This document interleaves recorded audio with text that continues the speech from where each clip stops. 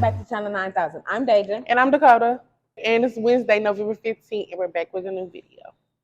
Sweatshirt sales have been extended and are $35. For more information, see Ms. Duhan.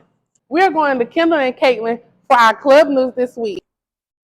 Hey Cowboys, I'm Kendall, and today we're here with the new club member. This is Caitlin, and she's going to be telling y'all about our club news.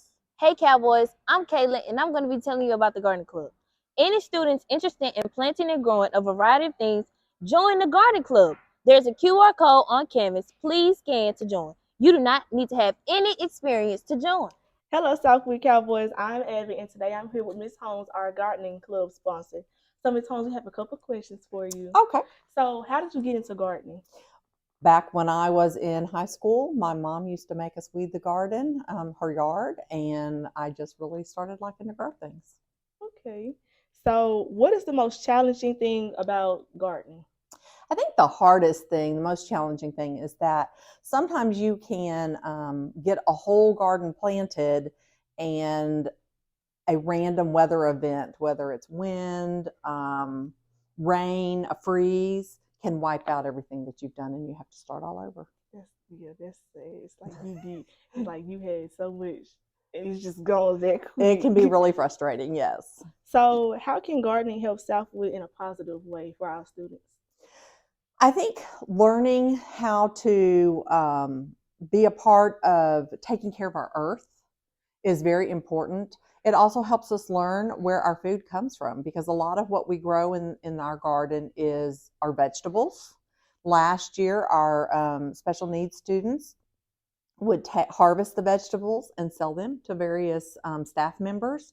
So it also helped them learn about production and selling their product, kind of farm to table, as far as, you know, a variety of different vegetables. Oh, that's so nice. It is. It's a lot of fun. So Southwood students, you can come and join the gardening club also. There is a QR code on canvas. Please scan to join. You do not have to have any experience to join. Nope. You can learn right now. Thank you, Kendall and Caitlin, for informing us about our clubs for this week. Now we go to Londyn for sports for the week. Hi, my name is Londyn Davis. And I'm Akiko Williams. And we're here to bring you your sports for this week. Our undefeated boys basketball team will face Mansfield tomorrow at 7 p.m.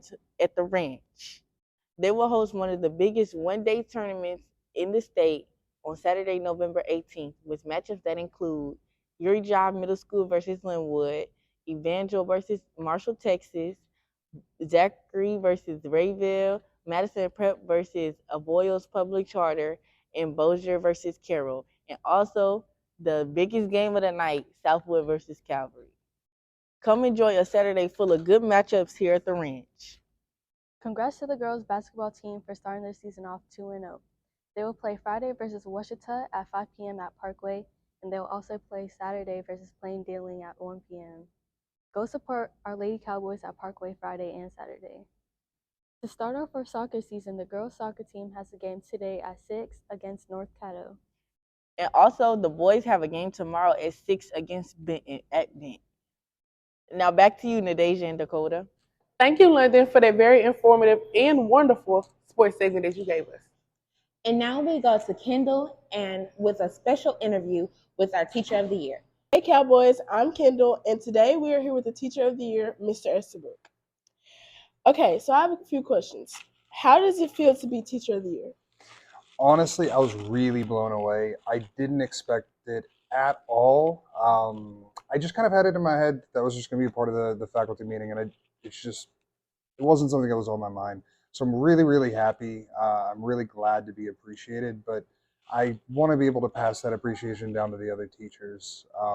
It really does feel good, though, with the amount of work that I put in, and I'm just happy to be able to pass it on to the students.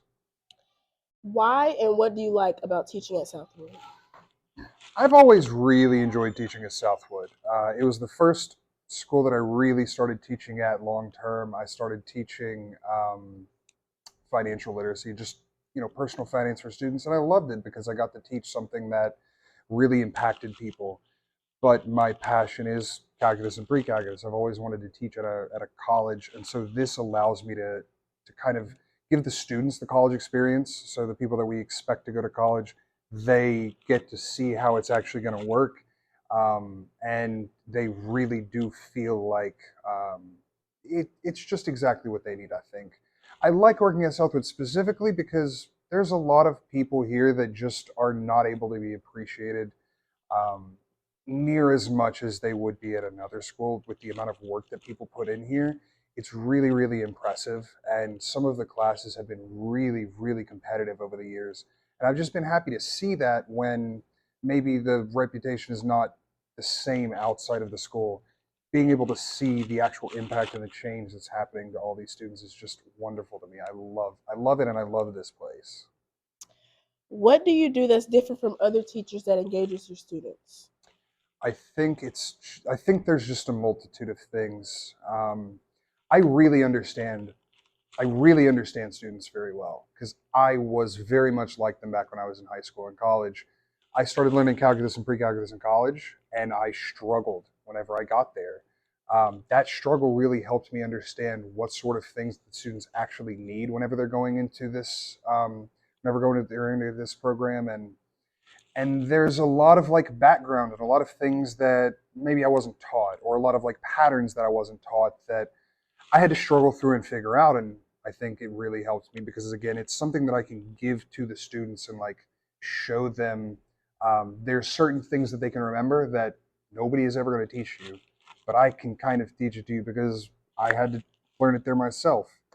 Another thing is something that's less talked about is I understand a lot of the students at Southwood either grow up without one or both of their parents, and I grew up without either of mine. And it's something that I've used over the years to really try to relate to the students that I teach because it's a hard thing to deal with.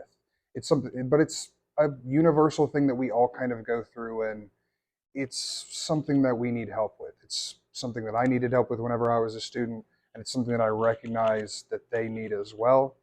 Ultimately, I just want to be the person that I needed when I was in high school and college for all of them.